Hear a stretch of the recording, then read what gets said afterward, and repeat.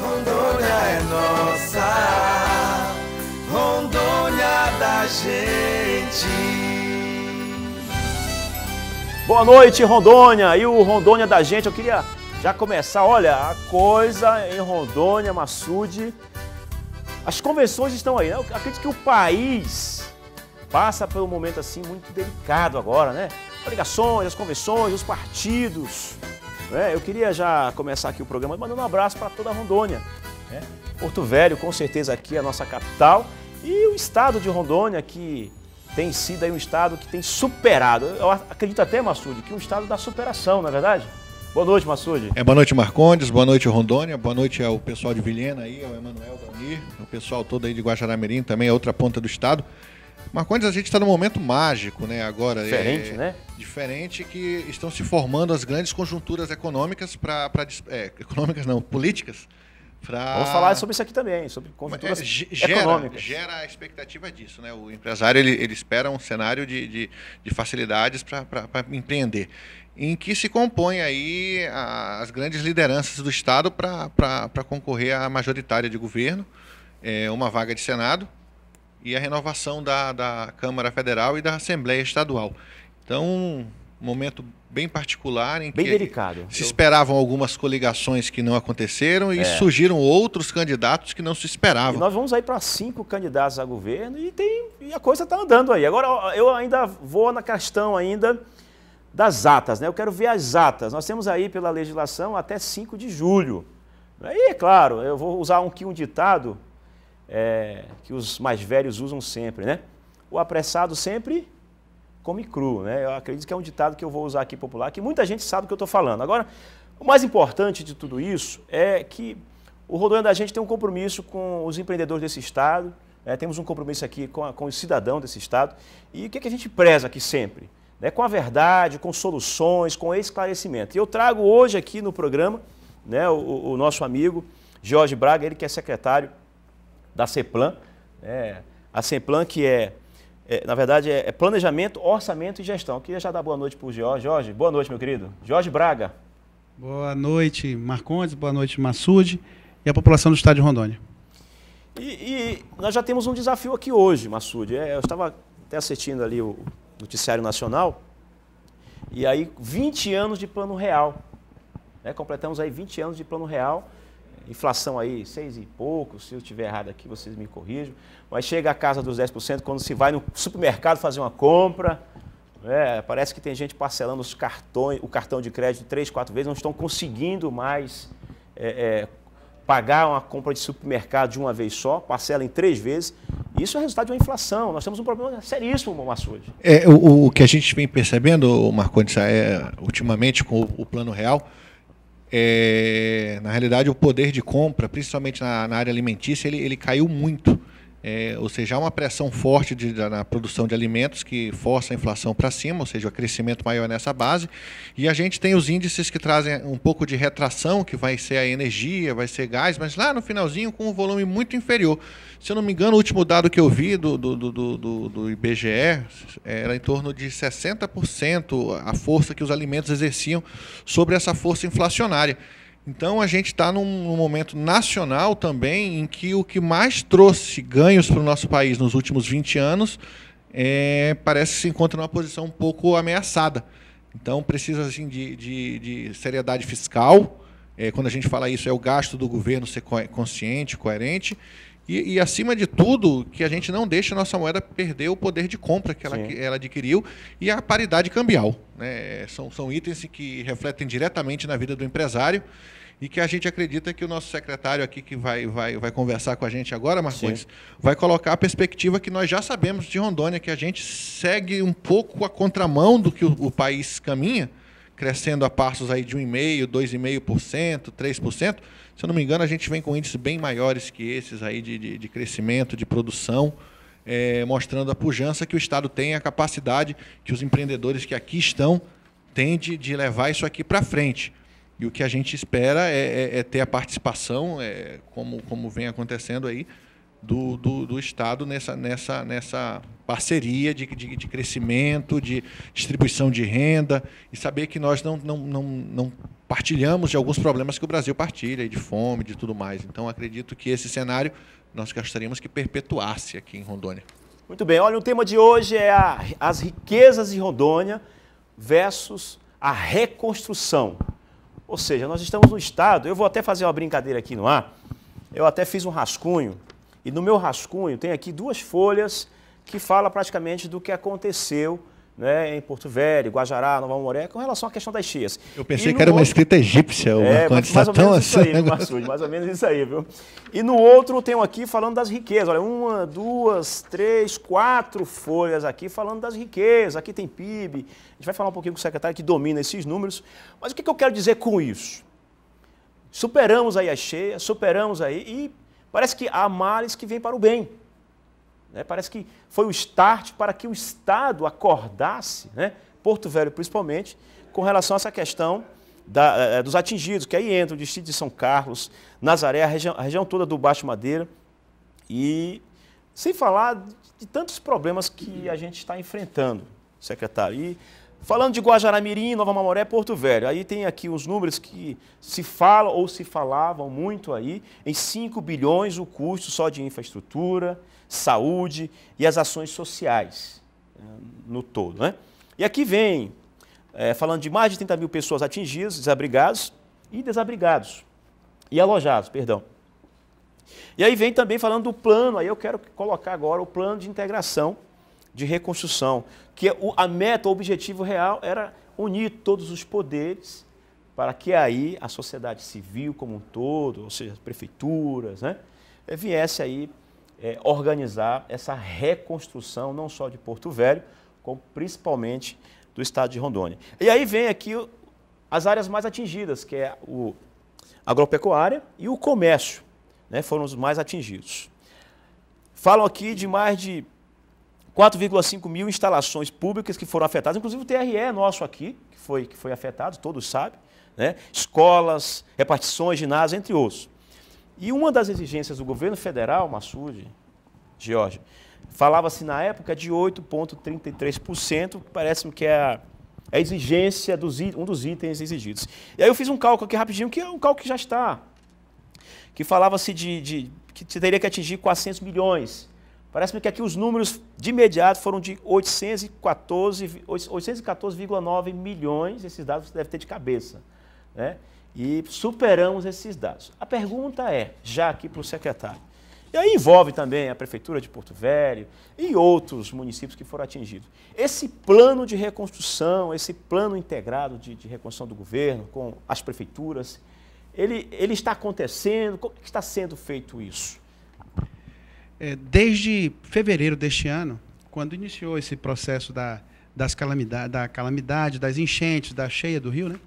Do Rio Madeira no Baixo e Médio Madeira, e a população começou a vir e a sofrer, tanto as prefeituras, Marcondes e Massude, quanto o estado de Rondônia começaram a se movimentar nesse processo. Certo. Os planos, os PTRs, que são plano de detalhamento de resposta, ou os FIDs, que são os formulários que você tem que preencher para o Ministério da Integração, quem são as pessoas, quem são os atingidos, qual o valor estimado desse prejuízo, e assim por diante, todos eles foram preenchidos. Depois, o município de Porto Velho decretou o estado de emergência, e o estado também. Logo depois, em maio, o estado de calamidade, porque aí a chuva chegou no seu pico, 19 metros em máximo, e aí começou a ceder agora, de um mês para cá, 40 dias. Pois bem, o que o estado fez nesse processo? Nós preenchemos todo aquele formulário, porque senão isso não é feito. É uma exigência do governo, do Ministério da Integração, do governo federal. Ou você faz esse procedimento, cumpre-se o rito, ou nada feito. Ou não tem. Não tem ajuda. Não tem. Você tem. Quem são as pessoas? Qual é a população atingida? E quais são as metas? Vocês fizeram audiências para pontuar quais são as ações do governo? Foi feito isso. Foram feitas 3 reuniões lá no Hotel Rondon, foram chamadas as populações... A população participou, Jorge? População não, os seus representantes. Aos seus representantes. Dos distritos, dos bairros, né? Todos eles participaram, os poderes instituídos. Pois bem, de posse disso tudo, o que foi feito? Nós fizemos um plano integrado de reconstrução. Por quê? A FEComércio... Isso, governo e sociedade civil, governo e prefeituras. Governo, prefeituras, a sociedade civil representada, FEComércio os presidentes, junto. a FEComércio, a prefeitura, na pessoa do Elahá, e... Podia pôr aí, né? Então, esse processo foi todo feito. E o que é que nós fizemos? Nós dividimos eles por eixos. Eixos de inclusão social, eixos de infraestrutura, eixo da saúde. E dividimos ele também pelo prazo. Curto, médio e longo prazo. Né? E a terceira divisão é por competência. O que é do Estado? O que é do município e o que é da União, como competência para fazer. Então, tem ações que pegam do DENIT, aumento do grade das rodovias federais, construção de pontes e estradas, e assim por diante. DENIT ficou com 90 quilômetros de rodovia, parece-me que não sei se mais. Dentro dessa questão que você está colocando, 364 e 425. E o Estado também entra nisso. Só uma perguntinha, até para entender o projeto todo de reconstrução. A gente vem aqui ao longo do programa todo, Marcondes e Jorge, vendo assim, a participação muito ativa do governo estadual, né, com todas as suas ferramentas e tentáculos, a gente pode dizer, e a gente vê a Prefeitura de Porto Velho participando também. Mas a gente falou das 7 câmaras, parece. Das câmaras, essa divisão que foi colocada para a gente agora, mas a gente sente, pelo menos eu ouvi um pouco a Prefeitura de Nova Mamoré, a Prefeitura de Guajará-Mirim, eles estão participando também desse processo de reconstrução? Há algum braço deles também cedido para isso? Como está isso hoje? Eles participaram, sim. Nessas reuniões, eles foram convidados, os prefeitos se fizeram representar, o prefeito Dúcio, de Nova Mamoré, e dos municípios atingidos do interior também. E nós fizemos um link lá também, de irmos lá. Então, isso foi ouvido, foram feitos os cadastramentos das famílias. As famílias, até o dia 15, foram cadastradas aqui na Emater, cerca de 4.000 famílias, pela uma equipe lá da SEAI, capitaneada pela Rosana e pela equipe toda que estiveram no Baixo Madeira, porque ainda foram no Baixo e Médio Madeira fazer o cadastramento das famílias que teriam acesso ao auxílio social, que é de R$500, e ao auxílio reconstrução, que é o Vida Nova, de R$1.000. Tem os requisitos para se atingir, e a previsão é para o dia 4, dia 5 agora, que é na próxima sexta ou sábado, sair o primeiro pagamento desses que foram contemplados e atingiram os requisitos. Então, mas o mais importante aqui, Marcondes e Massude, não é a gente fazer esse papel. Claro. Esse papel foi feito, foi ouvido. O mais importante é dar o outro passo. É sair do papel. É fazer a ação sair. Isso. Mas isso só faz como? Atender.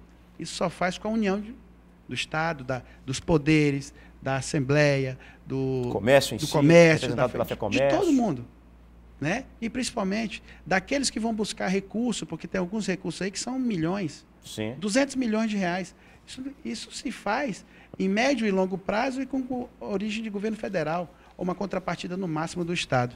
Então, é como aconteceu nas docas em Belém, há 15 anos atrás. Hoje você vai lá em Belém nas docas, é maravilhoso, mas houve uma enchente lá.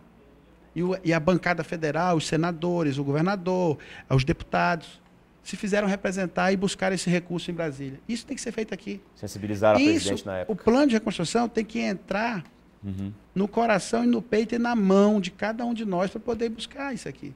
Senão, se depender só do município, que já está atingido, não sai. Ou só do Estado, que tem tudo por fazer. Então, tem que buscar o recurso em Brasília, preciso de união nesse processo. Jorge, Guajará-Mirim e Nova Mamoré, a gente recebeu muitas ligações aqui, trouxe aqui o próprio Ranieri da FEComércio, o próprio Elahá, o prefeito quando esteve aqui não se preocupou em falar para nós que ele não estava preocupado com a questão jurídica, mas sim em ajudar as pessoas. Foi o que ele deixou claro aqui, né, quando esteve. Essas cidades que foram atingidas, e aí eu entro na questão do Baixo Madeira, os distritos. Houve já, efetivamente, junto, claro, com a prefeitura, uma ação nesse sentido, como você colocou, na prática, para que realmente executassem aí essas questões todas, junto a essas cidades, por exemplo? Marcondes, eu aproveito aqui o momento para dizer, nós fechamos um ciclo que é compilar, isso não é fácil. Fazer reuniões, ouvir a população, você dividir por estado, por competência, por prazo, por eixo. Tem que ter um planejamento. Isso, agora ele vai para um sistema que nós temos no estado, que foi criado agora neste governo, que é o SGPP. É Sistema de Gerenciamento de Projetos e Planos. Cada uma ação dessa aqui, ele vai para ser... Quem vai o condutor? Qual o prazo? Quem são as pessoas? Para poder fazer essa ação sair do papel. Senão ele só fica até aí. Quanto a Guajará-Mirim e a Nova Mamoré, teve um processo maravilhoso de revitalização dessa área, que já vinha sofrendo e tendo uma reprimenda muito grande na última década ou mais, que é a questão que o governador Confúcio determinou a Cefim que fizesse a questão lá no Confaz, e nós estamos trabalhando nisso há mais de 2 anos. É uma área que é da Cefim, Secretaria de Finanças, mas eu acompanhei, fiquei vendo o trabalho deles, que era de fazer o quê? De dar aquela isenção de tributos federais e estaduais naquela área. Então, eu digo assim à população do estado de Rondônia, aos empresários, que se vocês têm a pretensão de abrir uma empresa, faça na cidade onde está a isenção fiscal e tributária. Faça isso. Isso é maravilhoso. Não é todo lugar, foram mais de 2 anos, e o Brasil todo precisa dar esse ok. Se tiver um estado da federação para passar no Confaz, disser não passa. É preciso unanimidade de todos os secretários de Finanças. É muito difícil isso. E é preciso ter relevância esse processo. Uma preocupação, a gente como empresário, e viu acontecer nesse processo, que a gente espera que não se repita com brevidade, de cheia, foi que Guajará-Mirim e Nova Mamoré, especificamente, ficaram isoladas, né, logisticamente. Então, em algum momento, se você tem uma empresa e um negócio lá, você não quer ter o risco que isso aconteça novamente. E a gente sabe que há um processo de reconstrução, existiu a BR-421, se eu não me engano, a Estrada Parque, né, que se fala, que inclusive eu estava procurando uma foto aqui enquanto você estava conversando comigo, que tem um elogio, né, dizendo que ela está maravilhosa agora para transitar o desvio, que foi, já acho que o governo estadual está atuando nela. Então, um elogio dizendo que já está funcionando bem, melhor do que está a 425, que é a ligação principal hoje. Então, qualquer um que pense no contexto hoje de Rondônia como para frente de reconstrução, a primeira preocupação é o eixo de integração que a gente representa, né? E o contexto logístico, porque a gente em algum momento ficou com parte da 364 extremamente abalada, a gente ficou com a 425 também abalada, gerando o isolamento inclusive do Acre. Parte das coisas que a gente vende vão para Manaus também, o porto também foi danificado, né, com a enchente, a gente perdeu um pouco disso aí também.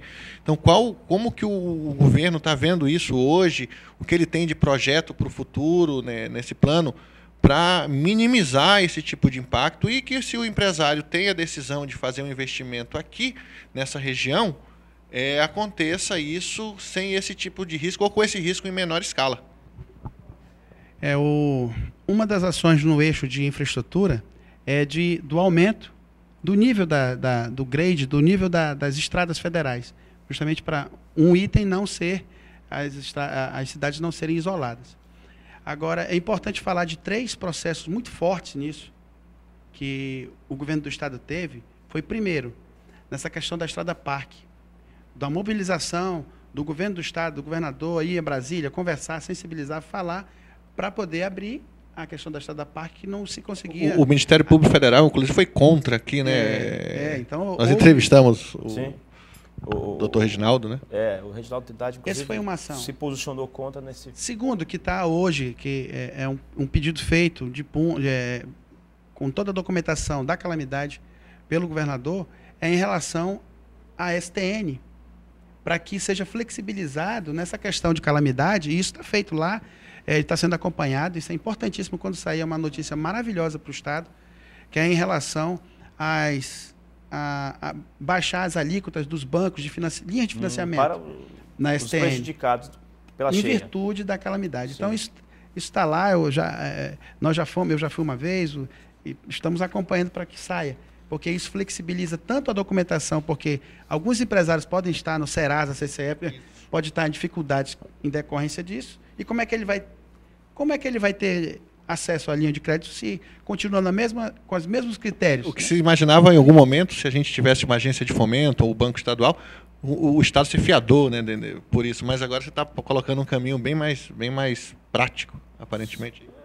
Eu acredito até que da facilidade que foi colocado aqui.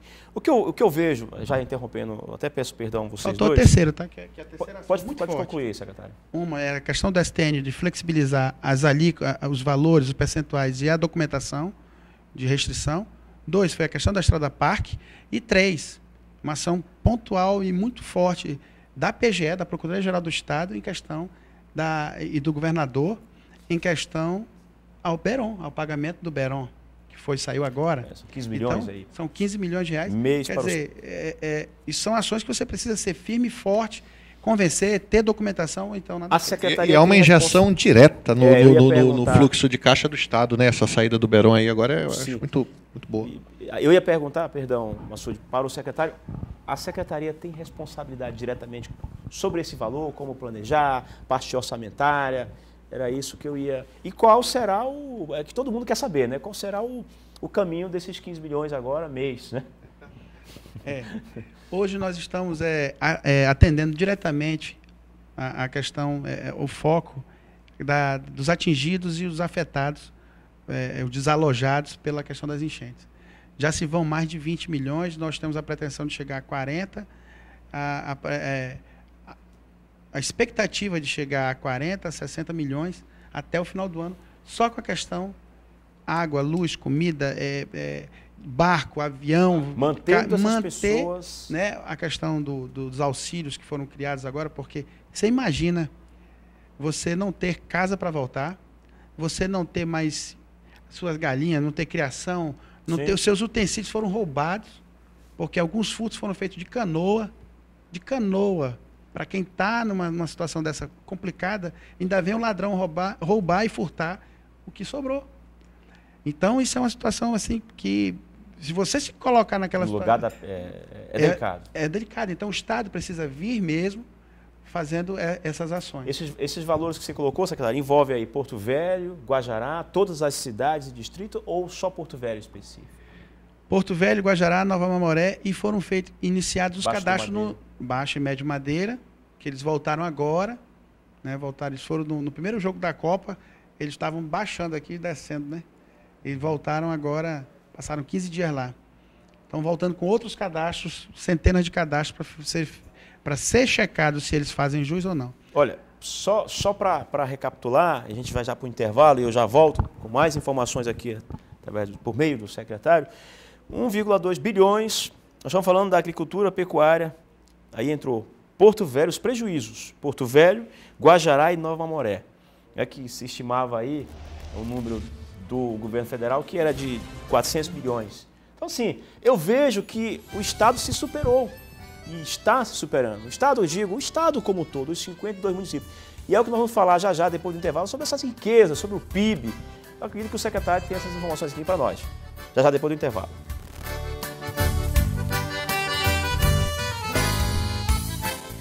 Rondônia é nossa, Rondônia da gente.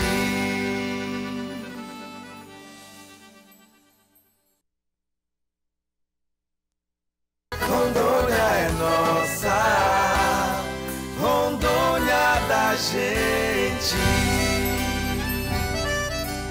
Rondônia, eu queria mandar um abraço especial para todo o estado de Rondônia.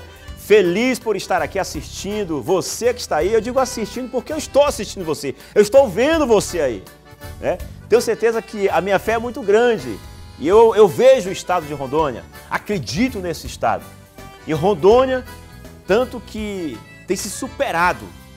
Agora eu queria dar um recado àqueles que torcem contra Rondônia, aqueles que querem o mal do nosso estado, eles estão fora.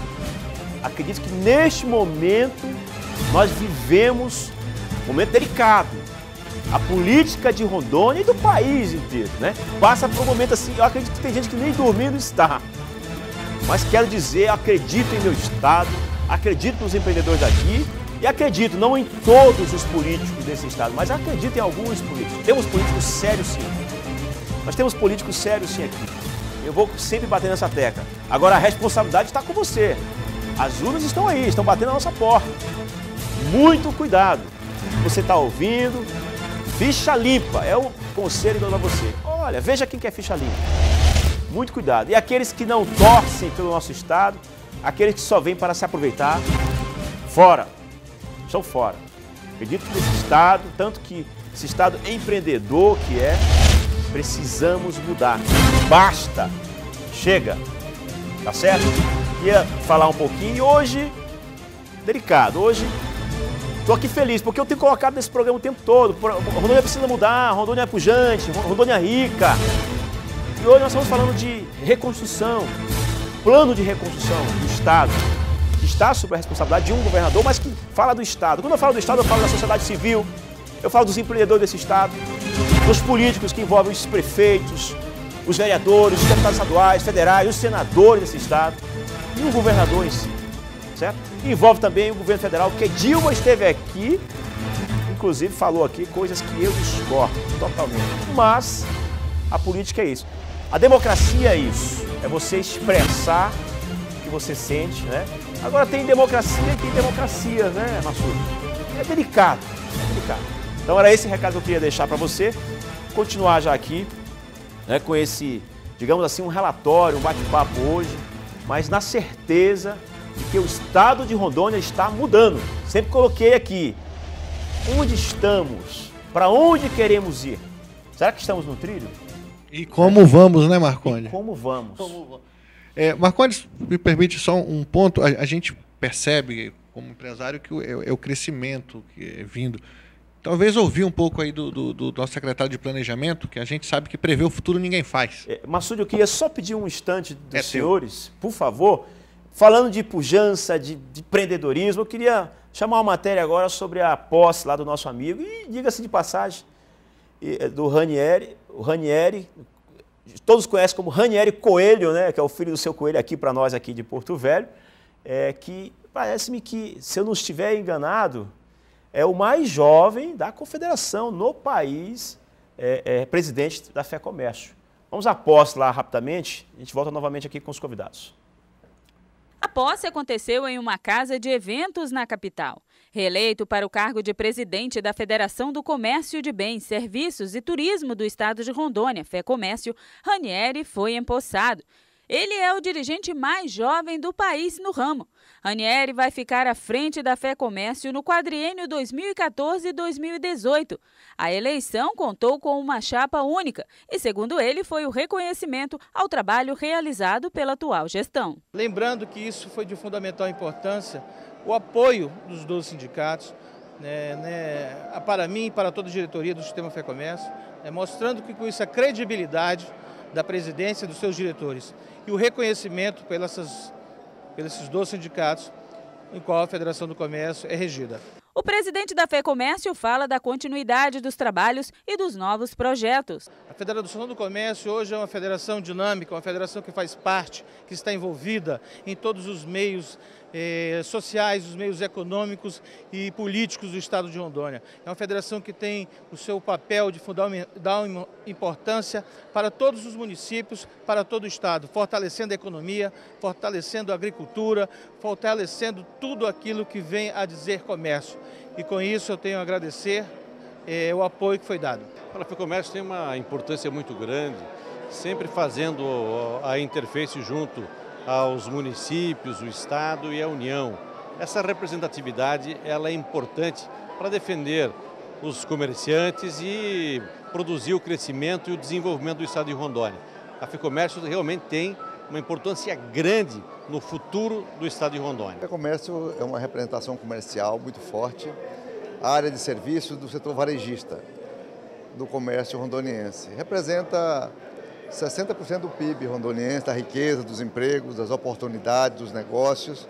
Então, é uma instituição extremamente respeitada. Estamos aqui hoje realmente para festejar e comemorar a posse do Dr. Ranieri por mais um mandato. A sua liderança foi demonstrada claramente. Primeiro, é normal, natural que tivesse várias chapas concorrentes, mas não, no caso dele, ele foi reconduzido em chapa única, uma votação absoluta de toda a categoria. Assim veio demonstrar que ele é um líder verdadeiro e está à altura de representar esse setor pujante e responsável pela sustentação econômica do estado de Rondônia. Muito bem, tá aí. Olha, eu fico ali com a última palavra, não só do senador Assir Guga, né, do presidente da FEComércio, do governador que acabou de falar. Os empresários que estavam envolvidos só nessa solenidade mostram aí, eu acredito que ali, se não está todo o PIB de Rondônia, mas quase todo o PIB de Rondônia, parte, né? Porque muita gente veio também para prestigiar a FEComércio. E mostra como Rondônia é empreendedora, como um empresário, você empresário. Quero aproveitar aqui e parabenizar já todos os empresários, em nome aí do Ranieri, por ser tão superável em todas as decisões, porque não está fácil.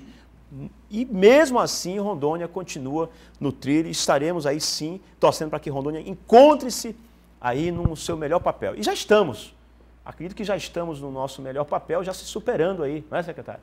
Hoje, queria falar um pouquinho também sobre o PIB de Rondônia. Eu estou aqui, para quem ligou a televisão agora, estou aqui entrevistando o secretário de Estado, Jorge Braga, que é secretário da Sempla. Praticamente, você agregou ali alguns, eu não digo departamentos, hoje é planejamento, orçamento e gestão, é isso, secretário? Na última reforma, na reforma que nós fizemos, adotamos o modelo de Brasília. Lá é Ministério do Planejamento, Orçamento e Gestão, MPOG. Aqui é CEPOG. Então, a Secretaria de Planejamento, a antiga CEPLAN, hoje é CEPOG. Agora, em relação ao PIB, que você estava falando aí, em 2011 era 22, 23 bilhões o PIB do estado de Rondônia. Hoje, a previsão e a estimativa para o ano de 2014 é que cheguemos a 27, 28 bilhões de reais. Isso, Rondônia cresce 7% ao ano, 7, 8, 9%, níveis asiáticos. O Estado é muito forte, o Estado é pujante, o Estado, os empresários, a agroindústria, a indústria leiteira, a soja, o estanho, que é a casterita, são os grandes eixos, a carne, né? E são os grandes eixos de produção. E o peixe, a piscicultura. Então, o Estado, ele se movimenta para isso. Os empresários, os pequenos, os médios e os grandes empresários. O que precisa ser feito? O Estado vem com políticas públicas para dar contorno, para dar forma nisso aqui. Para dizer, olha, nós vamos fazer, para melhorar, para aumentar a arrecadação, nós vamos fazer, então, investir na infraestrutura. Portos, aeroportos, hidrovia. Nós vamos começar a abrir comércio andino aqui, mas você tem que ter também a infraestrutura para fazer chegar lá. Do lado de lá, é muito bom. Agora, o que a gente compra de lá para cá? Né? Então, esse percurso, esse item, esse caminho tem que ser feito junto com a União. Que aí você envolve o Itamaraty, você envolve as embaixadas, você tem que... eu ressinto que não há uma união dos governos limítrofes daqui, né? Então, tem que unir o estado do Amazonas, Rondônia, o Acre, as bancadas federais, os governadores, os senadores, e aí sai. Começa a sair. Porque se você fala em Porto Velho, meio milhão de habitantes. Se você fala em Rondônia, 1.700.000. Se você fala na Amazônia Legal, 22, 24 milhões de possíveis compradores de tudo. Da casterita, do estanho. Potenciais nossos, do estado. Eixo de produção. E a gente tem, aqui ao lado, 140 milhões de pessoas. E lembrando que o Peru não produz carne bovina, né, que é o nosso maior elemento de exportação, pelo que eu acompanho. Então, uma série de itens que a gente já tem riqueza de produção, tem mercado cativo lá. Essa integração rodoviária, ela já está bem avançada, a gente sabe. Mas existe ainda algum pormenor que dificulte aí esse desfecho? Na verdade, a gente precisa duplicar essa 364, né? Duplicar, e em médio e longo prazo, não há como não pensar na ferrovia. Porto Velho, Vilhena. Encostando, passa em Lucas do Rio Verde, passa, a FICO, a Ferrovia Centro-Oeste, encosta em Vilhena. Né? Então, nós temos que pensar em médio e longo prazo nessa ferrovia. Agora são alguns bilhões de reais. Está estimado em 4 bilhões de reais. O governo federal precisa entrar, isso tem que entrar no PPA, no plano plurianual. Sim. Mas precisa começar a falar, começar a vender a ideia. Há necessidade de uma representatividade no para que a gente possa político. escoar a nossa produção. Uma pergunta bem pontual mesmo, que eu acompanho muito essa parte de infraestrutura.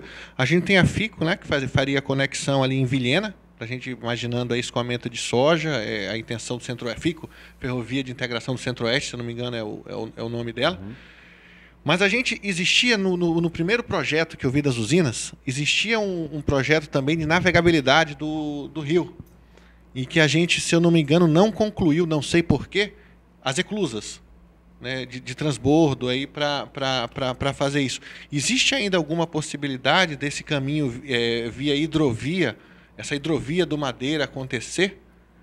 Porque eu acredito que o movimento de trabalhar com hidrovias, com volumes grandes de carga, ainda fica mais competitivo ainda, né? Com certeza. E você faz escoar a produção e cumpre uma palavra de 100 anos atrás, aqui de mais de um século. Aí, atrasado. Tratado de Petrópolis. O Rui Barbosa estava vivo e trabalhou nisso, e Barão do Rio Branco também. Então, e a ponte de Guajará, né? Então, a gente cumpriria a palavra de mais de um século atrás. Mas o fato fica muito mais fácil, Massude, você escoar a hidrovia Porto Velho e Itacoatiara. Eu fui lá em Itacoatiara, que já tem hoje. Você dragar o rio, sinalizar, ter essa permissão federal para fazer isso. Custa, se eu não estou enganado, algo de torno de 300 milhões. O projeto de dragagem já tinha sido feito. Eu não sei como é que acho que uns 2, 3 anos atrás existia um projeto desse andando. Eu cheguei a ver algum esboço disso. Mas aí teve uma questão do DENIT nacional, que é onde alguns projetos foram suspensos, eles não estavam bem elaborados, tinha problema na questão das planilhas e dos valores, né? Então eles retrocederam. Mas o que é mais fácil fazer? As eclusas são alguns bilhões também, então é mais complicado. Mas Porto Velho e Itacoatiara, puxa vida, isso aí é maravilhoso para o Estado. Para escoar, você faz com que o seu produto chegue aos portos de Roterdã e Xangai. Se isso aqui sair daqui, são 1.046 quilômetros. Você sai daqui, Porto Velho, para em Itacoatiara. Itacoatiara, Belém, Xangai, Roterdã, você escoa a soja. Por aqui é 35% mais barato do que sair pelos portos de Tubarão e São Paulo e Santos. Por aqui você vai embora. E lembrando que a gente tem... O empresário agradece. Não, tem um processo muito interessante na integração, Marcondes, que hoje a gente sempre se usou o canal do Panamá para o transbordo Atlântico-Pacífico. E a dimensão dos navios novos, agora com o grande porte aí de soja, principalmente que carrega grãos, ela não está mais alçando no Panamá, passando no Estreito do Panamá. Então, a nossa alternativa de navegabilidade e fazer mais adiante uma saída para o Pacífico, ela atende o mundo todo praticamente, se a gente tornar isso viável. A gente fica no meio de um... Porto Velho tem uma localização muito vantajosa de ser o centro da Amazônia Ocidental, né? Então... Olha, ouvi um pouco o secretário aí da visão de futuro dele para isso. Aí você vê que eu fui até aqui, só ao porto de Ilha e Matarani. Sim, parou aí. São os portos de Ilha e Matarani. Mas se você for entrar nessa, que é isso mesmo, você tem que ser visionário, você chega aos tigres asiáticos. São os maiores portos do mundo. Aí você sai por aqui pelo Pacífico e, além de fazer, aí você tem que ter demanda, você tem que ter produção. Para atingir para suprir a nossa demanda, os 140 milhões de Chile, Equador, Peru, Colômbia, tudo, e aí partir para os tigres asiáticos. Mas aí a gente tem que ir devagar. A gente tem que pensar nisso no mesmo. Agora também, né? Mas ir fazendo. Falando em agora, para os dois aí, eu digo, para você que está em casa nos assistindo, eu fiz apenas um rascunho, como eu coloquei, e tem muita coisa aqui. Falando da capital, que lidera e vem liderando, acredito que, se eu estiver errado aí, você me corrija, na indústria 39,29%, no setor de serviços 36,94%, na pecuária 12,33%. São dados que eu peguei só para a gente entender que o nosso estado é um estado rico. E aí eu vou aqui, Por outro lado, vem aí 27% dos municípios de Rondônia que são dependentes da administração pública, né? E aí vem responsável por 35% das economias. Aí me questiono aqui, Massoud, as riquezas, a indústria, a questão toda, nós estamos no caminho. Aí você é a pessoa certa para nos dizer hoje aqui também, Jorge. Estamos no caminho. Claro. E da vocação um pouquinho, acho que seria legal ouvir. É isso mesmo. Muito bem. Nós temos mapeado hoje no Estado um trabalho que foi feito pela Fundação Getúlio Vargas. São as potencialidades e a vocação de cada município. Isso é importante as pessoas. Isso nós temos todos os dados, está na Secretaria de Planejamento, tem lá Rondônia em números, os 52 municípios, população, produção, quantas toneladas, qual é seu nicho de negócio, quantas pessoas foram mortas, qual a população de estudantes naquele município. Então, esse tem Rondônia em números lá no site www.cepog.gov.br. Isso é um fato. 2, nós precisamos saber para onde vamos. Muito bem. Para onde nós vamos? Mas a gente tem que saber qual é a nossa vocação hoje. O nosso estado é um estado que faz helicópteros? Não. Ele é um estado agropecuário. Você não tem como, você tem que fazer com que essa agropecuária se movimente, você tem que fazer a usina de calcário, que foi agora porque ela potencializa a produção de grãos, que o governador inaugurou agora poucos dias atrás, potencializa e aumenta o nosso PIB nos próximos 4 anos. Com certeza, 50% do nosso PIB vai ser fruto dessa usina de calcário. Agora que vai potencializar a soja, ela equaliza o pH da água, da piscicultura. Que é uma necessidade. Para a piscicultura, ele serve até para os peixes. Então, você tem que fazer obras de infraestrutura, que ela possa ser cobrada lá na frente. Você cobrar daquela ação que potencialize os recursos. Agora, só para finalizar e responder o que o Massoud falou, sim, nós temos esse trabalho potencializado. Qual é a vocação desse município? Lá em Vilhena nós temos um dos melhores mel do país. Fica lá na apicultura, fica lá em Vilhena. Aqui em Rondônia. Aqui em Rondônia, né? Então, alguns cientistas de São Paulo já vieram verificar o mel de Vilhena. O abacaxi de Guajará-Mirim é dulcíssimo. Então, essas coisas a gente tem que saber qual é a vocação, colocar uma indústria de transformação da polpa do abacaxi lá em Guajará-Mirim, né? Já aproveitando a isenção fiscal e tributária. E o Estado tem que fomentar isso. Nós temos esse trabalho e ele precisa ser atualizado. Olha, na pecuária, respondendo aí a você, a gente fala de riqueza, do PIB, são 14 municípios e eu tenho o prazer em falar desses municípios, porque a gente está falando do estado de Rondônia, né? Eu digo os que representam 50%, secretário, né? Falando do bruto adicionado, né? Que é Porto Velho, Pimenta Bueno, Cacoal, Corubiara, Vilhena, Ariquemes, Buritis, Candeias, Alta Floresta do Oeste, Chumpiguaia, Jaru, Espigão, Ji-Paraná, né? São Miguel do Guaporé. Só falando de 14 só na área agropecuária, são 14 municípios. E aqui os números vão.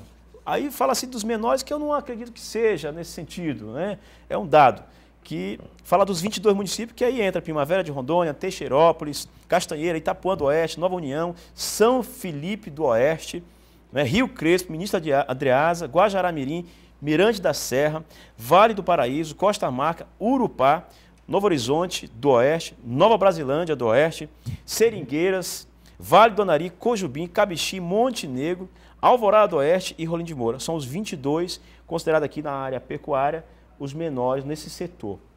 E aqui entra, falando dos 20,5% do bruto, né, na indústria, aí entra novamente Porto Velho, Ariquemes, Jaru, Cacoal, Rolim de Moura e Vilhena, e Guajará-Mirim. Ou seja, nós estamos falando aqui de 74,5%, eu sei que são números, mas é importante a gente colocar e dizer que o estado de Rondônia é um estado rico, Massoud, secretário.